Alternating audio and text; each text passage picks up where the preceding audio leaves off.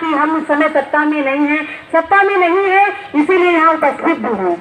सत्ता में होते तो यहाँ पर उपस्थित भी न होते, क्योंकि किसी के पास समय नहीं है। थोड़ा सा देखिए संगठन के मंच पे आकर कुछ बातें ऐसी होती हैं जो कष्ट देती है, लेकिन सच्चाई, नेता वही अच्छा होता है जो सच्चाई बोलता है। तो यहाँ पर उपस्थित है क्योंकि सत्ता में समय नहीं है। लेकिन जब हमारा 32 दिन का आंदोलन था तो हमारे राजेश यादव जी हमारे बीच उपस्थित हुए थे और उस समय भी उन्होंने हमको आश्वस्त किया था। और उस आंदोलन में मैं आपको बताना चाहूंगी, हमारे अखिलेश यादव जी ने हमारे मात्र 800 रुपए की बढ़ोतरी भी की थी, जिसके लिए हमको आज भी धन्यवाद देते हैं कि बीजेपी सरकार से कहीं न कहीं वो हमारे लिए बेहतर रही सरकार। तो जो ये आंदोलन हमारा चल रहा है, हम विधायक जी को बताना चाहेंगे क्योंकि भाई आप हमारी आवाज को यहाँ तक उठाएंगे, विपक्ष के नेता हैं, आप उठाएंगे। आज इस योजना को 2 अक्टूबर को 45 साल पूरा हो गया है और हमारी योजना केंद्र सरकार की योजना है और 45 साल में आज मात्र हमको 5500 रुपया मानदेय मिलता है। 5500 में से राज्य सरकार 1000 रुपया देती है और जिसने उसने मुझे खरीद लिया है और मजदूर के बराबर काम लेती है। और केंद्र सरकार हमको सिर्फ 45 रुपया देती है। हम केंद्र के कर्मी हैं और हमारा केंद्र सरकार ने कहा था कि हम वॉलंटियर हैं, जब तक हम स्वस्थ हैं, जब तक हम कार्य कर सकते हैं तब तक हम कार्य करेंगे। केंद्र और राज्य सरकार ने हमारी 45 साल की योजना में 2020 में हमारे जो योगी जी बैठे हैं, इन्होंने हमारा निर्णय ले लिया कि 62 किलो रुपए इनको रिटायर कर दिया जाए, बिना किसी पेंशन के, बिना किसी सामाजिक सुरक्षा के। उन्होंने हमको एक कागज का नोटिस अधिकारियों द्वारा थमा दिया और रिटायर कर दिया। ये शोभनीय बात है, शोभनीय बात है। आज हम तक मेरी सरकार की सेवा की है और उसके बाद उन्होंने हमें बिठा दिया। अब हमको हमारी जो 62 की बहनें जो उनकी रोटी कौन देगा? हमारी सपा की विधायक देंगे या हमारी प्रियंका जी देंगी या हमारे सांसद जी देंगे जो मौजूदा है? कौन देगा? योगी जी देंगे। उनको तो पता नहीं कि महिलाएं होती क्या है, कि उनको महिलाओं को पता ही नहीं। ये जो बिना शादीशुदा के थे, इनको तो सरकार में बैठना नहीं चाहिए, क्योंकि जिसके परिवार नहीं, उसको परिवार चलाना नहीं आता तो वो पूरा उत्तर प्रदेश क्या चलाएगा, पूरा देश क्या चलाएगा? क्या चला सकता है? बदल दो, टैक्स को बदल दो, बेईमानों का इलाज बदल दो, बदल दो, टैक्स को बदल दो, बेईमानों का इलाज बदल दो। तो हम विधायक जी को बताना चाहेंगे कि आज जो हमारा जिलाधिकारी को मांग पत्र है, हमारी जो जनपद की समस्याएं हैं, मानते तो हम मानते हैं कि प्रदेश सरकार और हमारी केंद्र सरकार अंग्रेजी शासन हो गया है, फिर से हम लोग गुलाम हो गए हैं। पूरे देश की महिलाओं को निकलकर लड़ना होगा, तब बीजेपी से हम मुक्त हो पाएंगे। सबको मिलकर लड़ना होगा, तब बीजेपी से हम मुक्त हो पाएंगे। लेकिन जो जनपद की समस्याएं हैं, वहाँ अधिकारी भी हमारे शोषण में पीछे नहीं है। मैं उसको अवगत कराना चाहूंगी कि हमारा एक शासनादेश है कि हमारे यहाँ जो मुख्योपाध्याय हैं, उनका एक क्षेत्र में साल भर रहना चाहिए, 6 महीना रहना चाहिए। लेकिन हमारे जिला कार्यक्रम अधिकारी की दया दृष्टि पे एक मुख्य का एक परिक्षेत्र में 15 साल से मौजूद है। वो वहाँ से टच से मत नहीं होती और अपना इस तरह पैर जमा लेती कि इतना शोषण करती है कि हमारी आवाज को सुनने वाला कोई नहीं होता है। जो बाहर से आया व्यक्ति वो हमारे यहाँ मालिक बन जाता, हमारे वहाँ हुकूमत करने लगता और हम चुपचाप अपना शोषण कराते। ऐसे विधायक, ऐसे सांसद के प्रदेश में और इसे जनपद में निवास करने का कोई मतलब नहीं। जब वोट का समय आता तो हम महिलाएं बढ़ चढ़कर नौकरी में हिस्सा लेकर अपने कार्य को पूरा करते और आपको जिताने का कार्य करते हैं। आज कोई भी नेता कुर्सी पे बैठता है तो बिना वोट के नहीं बैठता है। तो हम कहना चाहेंगे कि जो हम आज महिला दिवस के दिन से हड़ताल पे हैं, तो हम पे दबाव बनाया जा रहा है कि हमने अंतर्राष्ट्रीय महिला दिवस का अपमान किया है, हमने नारेबाजी की है, इससे सरकार को ठेस पहुंची है।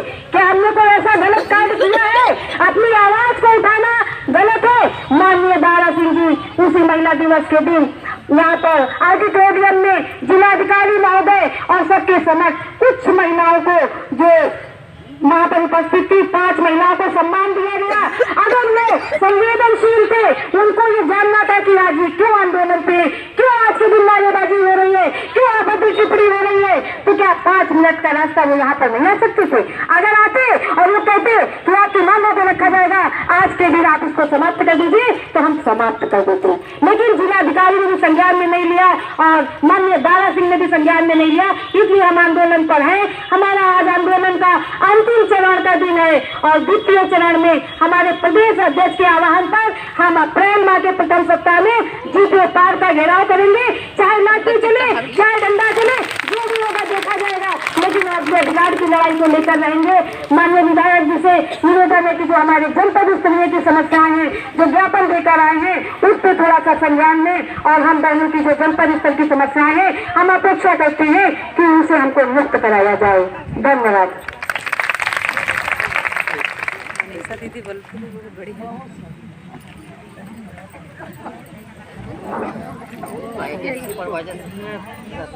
सभी इलाकों से हमारे आंगनबाड़ी बहनें तथा हमारे साथी और जयपुर विधानसभा के आदरणीय विधायक जी गौरव रावत जी तथा इस क्षेत्र के संघर्षशील साथी आदरणीय बसंत गौतम जी, हम सभी का हार्दिक स्वागत एवं अभिनंदन करते हैं।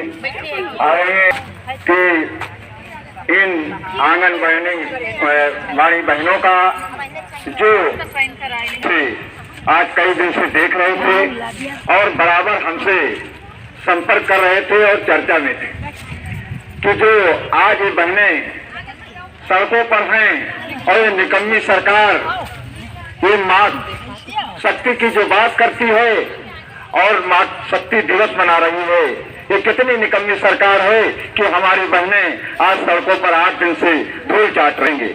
इसलिए मैं बहुत इनका आभारी हूँ और एक निवेदन करना चाहता हूँ कि हाउस के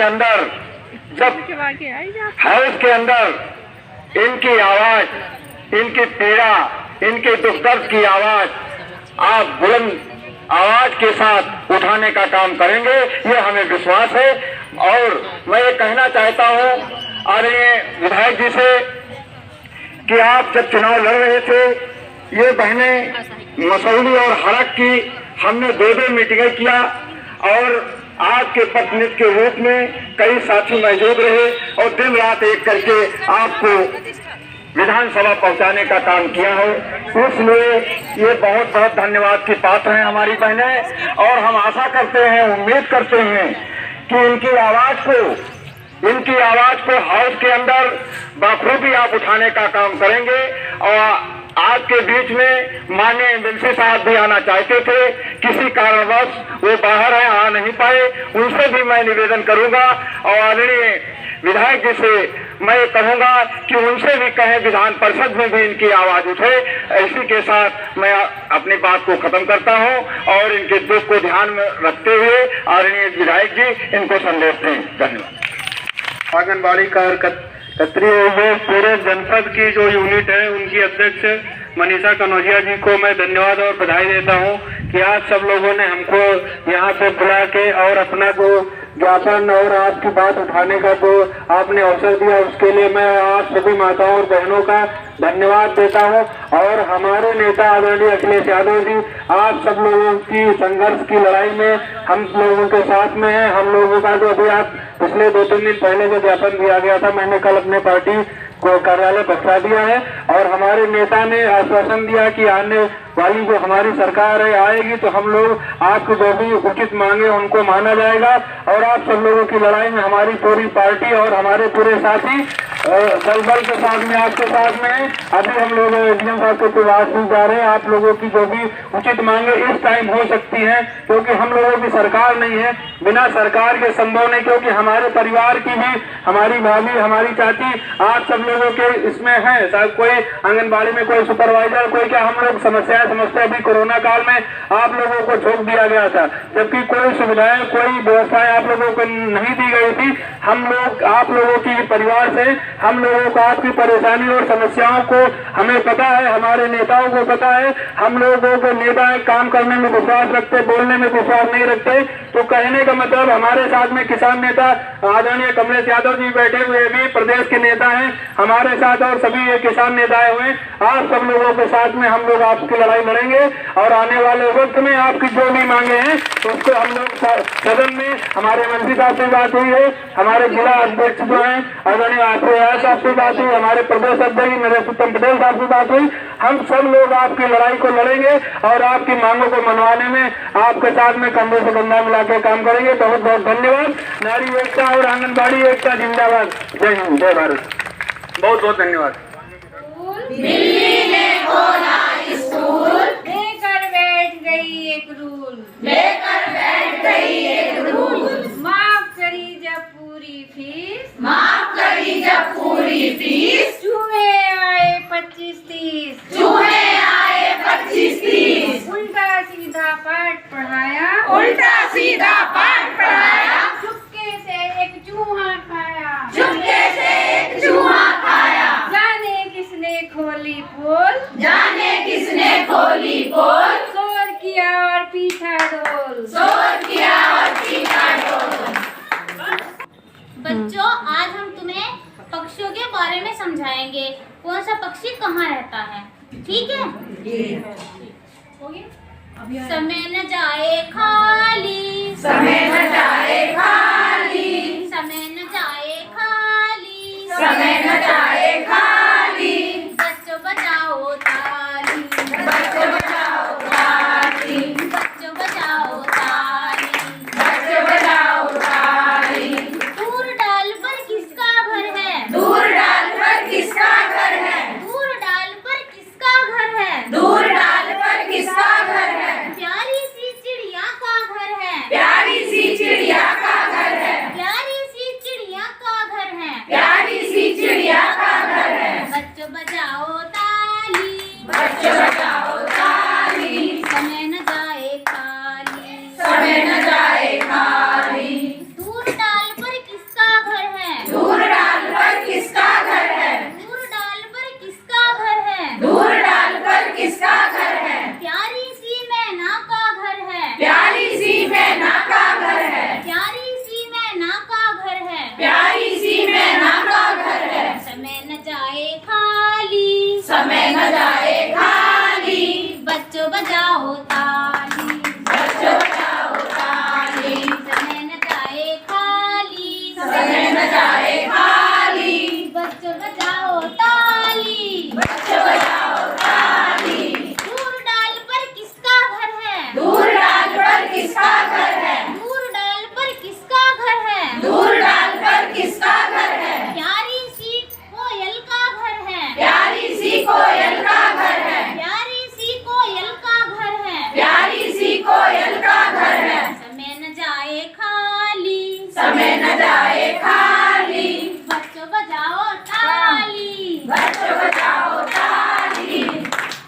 पानी में ये किसका घर है, पानी में ये किसका घर है, पानी में ये किसका घर है, पानी में ये किसका घर है, प्यारी सी मछली का घर है, प्यारी सी मछली का घर है, प्यारी सी मछली का घर है, प्यारी सी मछली का घर है। समय न जाए खाली, समय न जाए खाली, बच्चों बजाओ ताली, बच्चों बचाओ ताली, समय न जाए खाली, समय न जाए खाली, बच्चों बजाओ ताली, बच्चों बचाओ ताली।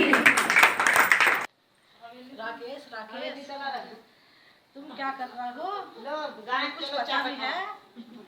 अलग हो जाओ, अलग। सारा काम तुम ही करते हो, वो तो कुछ भी नहीं करता। हाँ भैया, तुम सही कह रहे हो।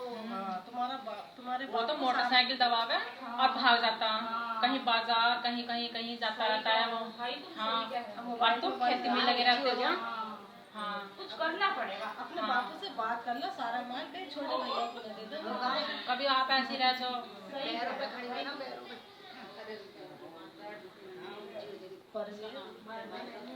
विकास, हाँ जी, मित्र भी मुझे कुछ समझा भी है, क्या ताऊ जी, कुछ सोचा भी है नहीं।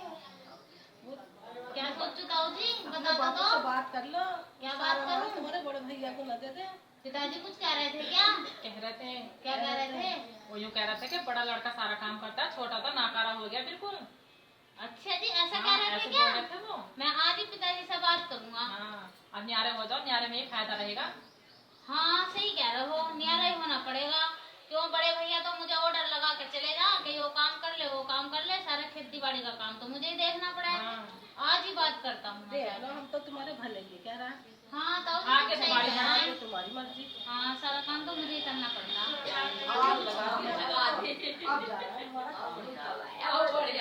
पिताजी पिताजी, हाँ बेटे, बात ये है, एले दूध की बाल्टी पूरा दिन हो जाता है गोद डालने में, गोद खिलाने में, खिलाने में डमरों को, उनका गोबर डालने में। भाई तो कुछ करता नहीं, पूरे दिन मोबाइल चलाना, टीवी देखना, घर में पड़े रहना। खेत पे जाता है तो वहाँ भी फोन में लगा रहता है। ठीक, मुझे तो अलग होना है। तू बड़ा नहीं है, तू करेगा तो क्या बात है। बड़े में मैं पूरे दिन लगा रहता हूँ, वो आराम से रहता है। बड़ा हूँ तो मैं ही थोड़ा ही ना। पिताजी पिताजी, बड़े भैया ना झूठ बोल रहे हैं। अच्छा, सारा काम ही मुझसे करवाते हैं। झूठ बोल रहे हैं ये, कि बाजरा काट के ला, गाय भूखी खड़ी, गाय को खिलाओ। झूठ झूठ तुम बोल रहे हो भैया। मुझे तो भाई अलग होना है। मुझे भी अलग होना, मुझे तुम्हारे साथ रहना ही नहीं है। ठीक है, तो मत हाँ। है, तेरी मर्जी। ना ना, मुझे साथ में रहना ही नहीं है, मुझे तो अलग रहना। ठीक है, अब तुम लड़ा अलग अलग को कह रहे हो तो अलग कर देता हूँ मैं। हाँ तो गाय मेरी रहेगी। मैं मेरी ना रहेगी गाय। क्यों? गाय को तो चारा मैं डाल दूँ, दूध निकाल। ठीक है, तो गाय लेगा, कौन चारा दूध निकाल लेगा। ठीक है, कर लिए, शाम को पता चल जाएगा। गाय का आगे का हिस्सा तेरा है और पीछे का हिस्सा है। ठीक है,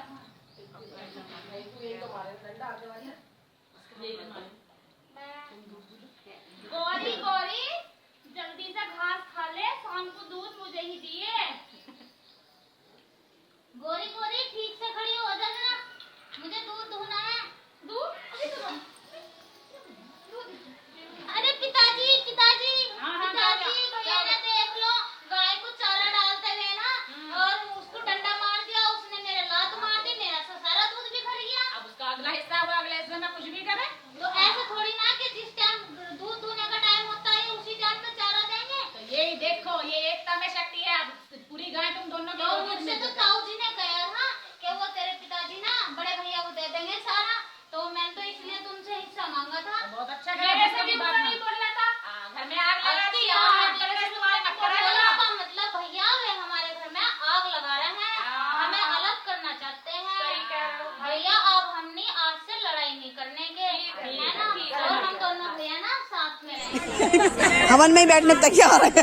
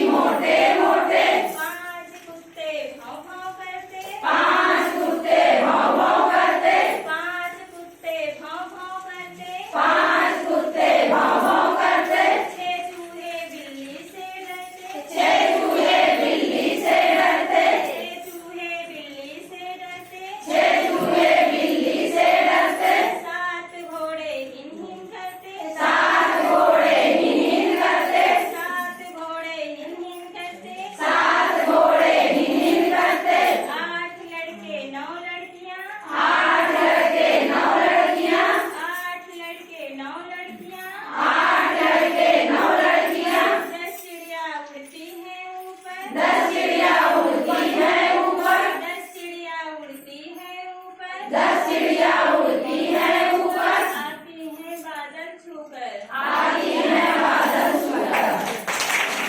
वंदन करता हूँ।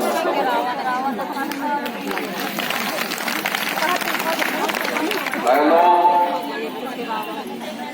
आज आपका ज्ञापन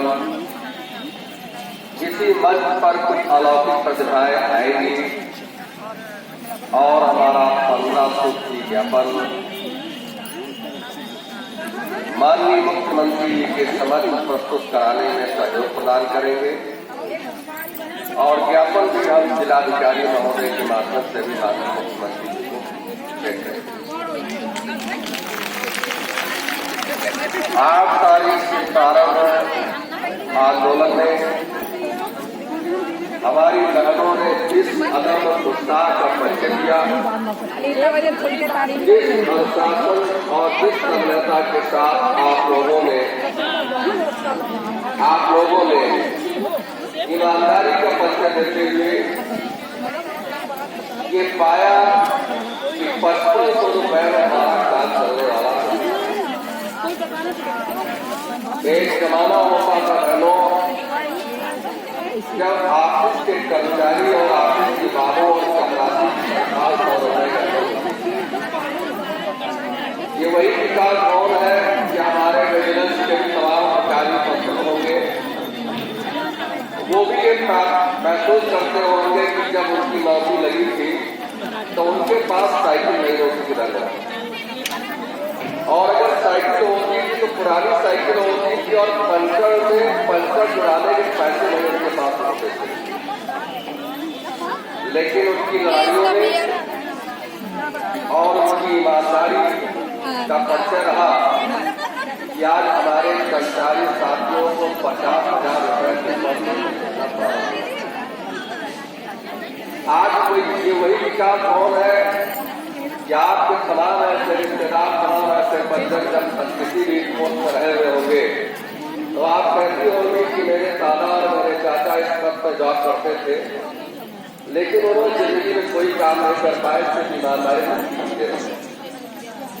लेकिन ये उनकी मेहनत और ईमानदारी का फल रहा कि जब 50,000 रुपए से ऊपर तनख्वाह हो गई तो आज वही लोग मोटरसाइकिल से चलने लगे, कार से चलने लगे, यहाँ तक कि वो जहाज से भी यात्रा करने लगे।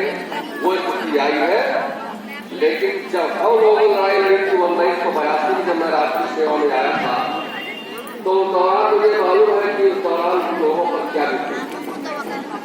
आज आंगनबाड़ी बहनों की तनख्वाह जब शुरू में नौकरी में आप आई थी तो आपकी तनख्वाह 500 रुपए 600 रुपए होती थी। उन दिनों को आप याद कीजिए जब आप लड़ाई हो रही होती और आपके नेता का लड़ाई हो रही होती तो 5500 रुपए वेतन आपको मिला होगा। इस 5500 रुपए के पीछे कितना त्याग और बलिदान किया गया होगा बहनों, किसी का मजाक उड़ाना तो बड़ा आसान काम है। लेकिन जरा वो दिन याद कीजिए जब आप नौकरी में, जब आपने अपना प्रार्थना पत्र भरा था और उस दौरान जब आप नौकरी में आए तो आपको शायद 200 रुपए 30 रुपए देते थे। और हमारी आंगनबाड़ी बहनें और उसकी सहायिकाएं जब बच्चों को पढ़ाने जाती थी तो गाँव लोग उनका मजाक उड़ाते थे, ऐसा मैं दावे कर सकता हूँ। लेकिन आज आप देख रही है कि आज आपकी जागरूकता और आपकी एकता का फल रहा कि हमारी आंगनबाड़ी बहनों की एकता का फल था कि लोग आज आपको सम्मान कर रहे थे। क्यों देख रहे हैं? क्योंकि हाईटेक का समय आया और हाईटेक के समय के दौरान यदि आंदोलन की दिशा दशा में परिवर्तन नहीं होगा बहनों तो हम मात्र 55 रुपए में पड़े रहेंगे। कोई सुनने वाला भी बात तो नहीं है। कोरोना महामारी के युग आया और कोरोना महामारी के दौरान आप लोगों ने गजब की ताकत और अपने बच्चों और अपने परिवार की दौड़ लगा दिया और उसके बावजूद भी आप कोरोना मरीजों को सेवा में लगी रही। लेकिन किसी के दिल में दया नहीं आई कि हमारी बहनें जिस कोरोना महामारी को लेकर के लड़ रही है तो सरकार की मंशा है।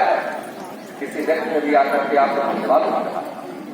धन्यवाद इसलिए नहीं कहा कि क्योंकि उनको पता है कि हमारी आंगनबाड़ी बहनें एक बंधुआ मजदूर से बदतर जिंदगी जी रही हमारी आंगनबाड़ी बहनें और समुदाय।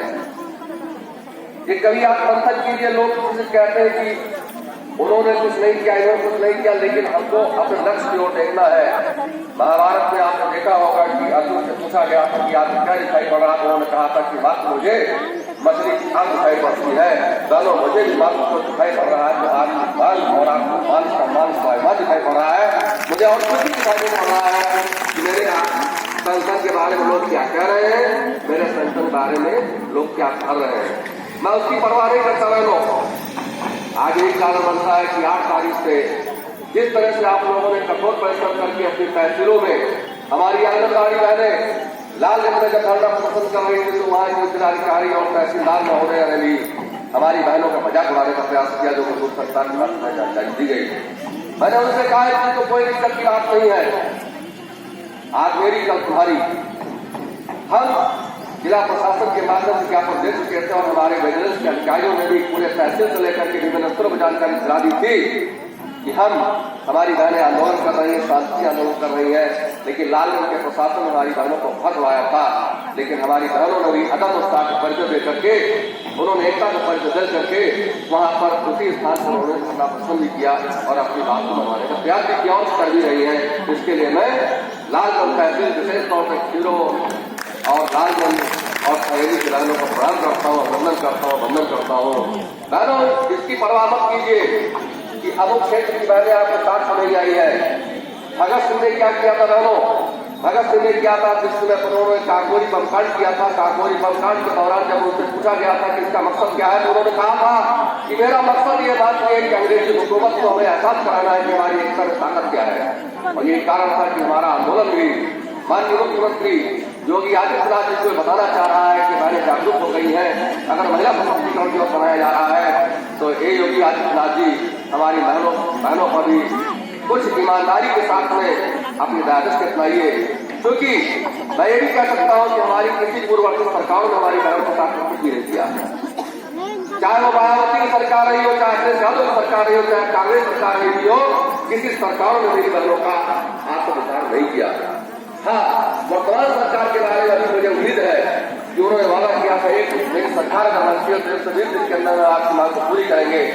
अभी वक्त है, मौका है, वरना ये योगी आदित्यनाथ जी आपके बारे में भी लोग यही कहेंगे कि आपकी सरकार ने कुछ नहीं किया। जिसके लिखित परिपत्र जारी किया था, केशव प्रसाद मौर्य ने 2017 में परिपत्र जारी किया था कि मेरी सरकार बनती है 120 दिन के अंदर आपकी मांग को पूरी करेंगे। ये मैं याद दिला रहा हूँ।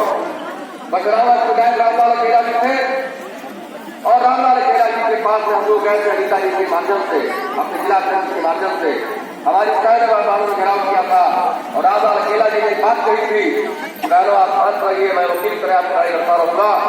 और हम लोगों ने जब उससे मुकदमे की पहलुकारी करके पूछा कि मेरे जजमेंट में क्या हुआ, जब उन्होंने जवाब नहीं दिया तो हमारी बहनों ने उनको बता दिया कि अगर तुम अच्छे वकील नहीं थे हम आपको धाराशाही कर रहे हैं, और उनको हमने समाज से उस व्यवस्था से कट कर दिया।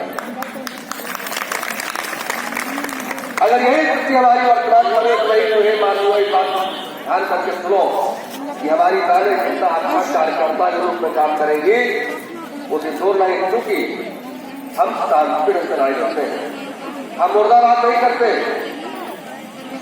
हमारा काम है दरिया निकालते रहना, जहां मिल जाए मोती निकालते रहना।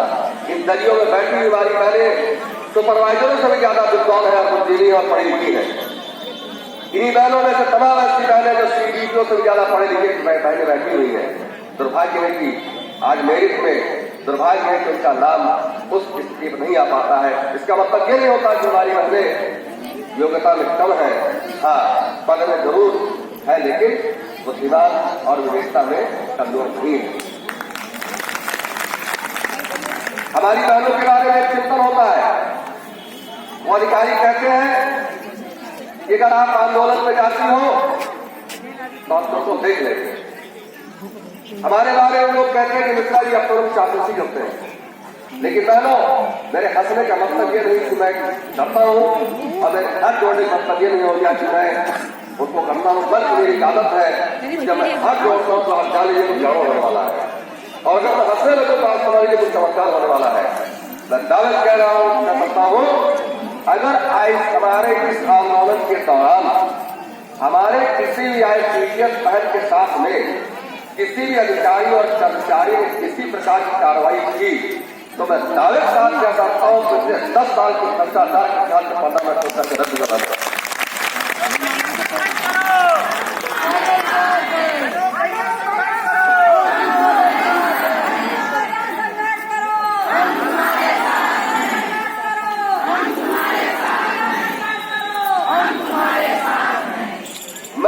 10 सालों में हमारे ICDS में क्या हुआ नहीं, पूरे उत्तर प्रदेश शाखा में खोज रखूंगा कि हमारे यहाँ पजीरे में कितना घोटाला हुआ और घोटाला करने वाले कौन लोग थे। आज अगर हमारी बहन बैठती है तो उसको लोग देख करने का प्रयास करते हैं। आज हमारी बहन अगर घी और दूध का वितरण करती है, कल मैं महाराष्ट्र में बैठा हुआ था, एक वहां पर खेल वती नाम की हमारी महिला आंगनबाड़ी कार्यकर्ती थी और उन्होंने मुझसे कहा था, देखिए मुझे नाम ही मालूम है, लीडर का मतलब ये होना चाहिए, खेला उनका मतलब ये होता है कि जब तक हम अपने गरीब बैठे बहनों का नाम न जान लें, आपकी परियोजना को जान लें, तब तक मैं समझ सकती बात था। और अगर हमारी बहनों में कुछ गड़बड़ियां है तो बहनों गड़बड़ी मेरे अंदर है।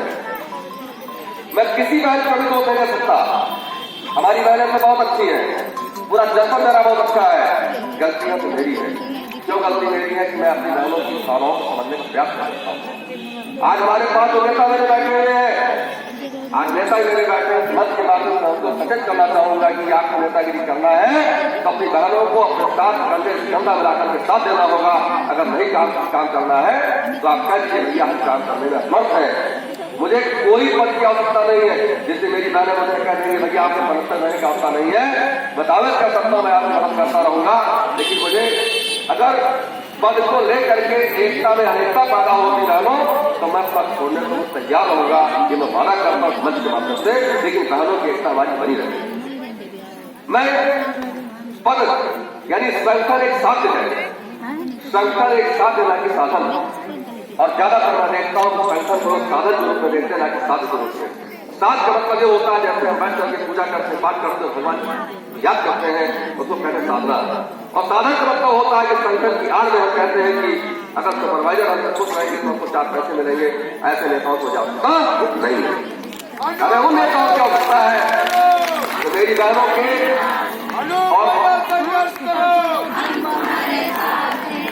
एक परंपरा मैंने और देखी बहनों, व्हाट्सएप के माध्यम से देखता हूँ कि हमारे बहने दूसरे क्रिया और क्या करती हैं। मैं समझ के माध्यम से आज चेतावनी देना चाहता हूँ ऐसे लोगों को, व्हाट्सएप में मर्यादित शब्दों का प्रयोग करना चाहिए। आप अपने विचारधाराओं का व्यक्त करते रहिए, आप निजी अकाउंट को दीजिए, निजी बात आप करते रहिए, लेकिन व्हाट्सएप में किसी के बारे में कोई ज्यादा टिप्पणी न करें तो ज्यादा अच्छा होगा। मेरी हाथ जोड़ करके प्रार्थना आप लोगों से है, क्योंकि आपकी हर कृत्य और कृत्य को लोग देखते रहते हैं।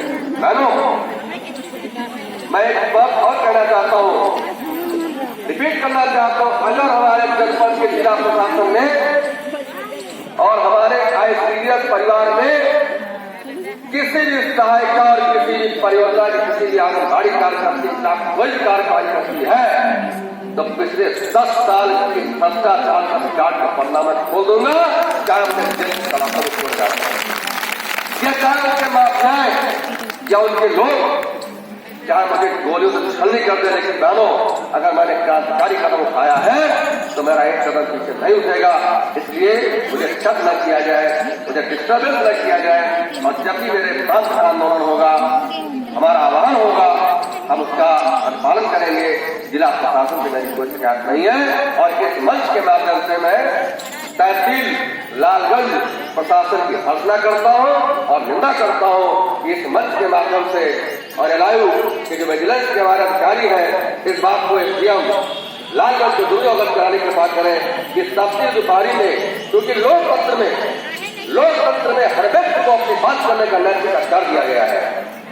ये बिल्डिंगें इसलिए नहीं बनाई गई बहनों, ये बिल्डिंगें इसलिए बनाई गई है जो हमारी सोच है कि यदि किसी के सामने कोई समस्या आती है, संस्कृति पैदा होती है तो हमारी बहनें उससे बैठ सकती है, अपनी समस्याओं कह सकती है। मैं चैनल और विशेष तौर से बाबा चैनल सहित उनकी टीम को मैं प्रणाम करता हूँ, निमंत्रण करता हूँ। इन दिनों हमारे आंदोलन को जिस अदम उत्साह के साथ आप हमारी बात सरकार तक पहुंचा रहे हैं, मैं निकट भविष्य में जब मेरा आंदोलन समाप्त होगा तो मैं अपने उन छायाकारों को भी किसी मंच बुला करके मैं सम्मानित करूंगा, अभिनंदन करूंगा, वंदन करूंगा, क्योंकि लोकतंत्र के चौथे स्तंभ आप ही हैं। जैसे हम बैठे हैं वैसे लोकतंत्र की रक्षा करने के लिए हमारा चैनल परिवार, हमारे मीडिया के बंधु भी हैं, अगर वो मेरी बात को नहीं उठाएंगे तो आप तय जान लीजिए कि मेरी आवाज को सुनने वाला नहीं है। और ये इनकी स्वस्थता, इनकी पवित्रता आज मैं देखता हूँ कि अगर मेरा महाराजगंज में कार्यक्रम हो रहा, लालगंज में कार्यक्रम हो रहा, बथान कार्यक्रम हो रहा, ऊंचाई कार्यक्रम हो रहा है, तो हमारे छायाकार बंधु वहां से कलेक्शन कर करके हमारी बात को प्रचार तक पहुंचाने कार्य करते हैं। मैं आपको अनुरोध करना चाहूंगा, आपकी बात को जोरदार तालियों के साथ स्वागत करूं।